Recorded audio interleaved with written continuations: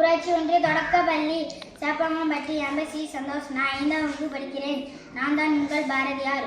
இயற்பெயர் சுப்பையா என்கிற சுப்பிரமணியன் பிரபு. டிசம்பர் 11 1882 ஆண்டு எட்டயபுரத்தில் தூத்துக்குடி மாவட்டம். இருப்பிடம் திருவல்லிக்கேணி.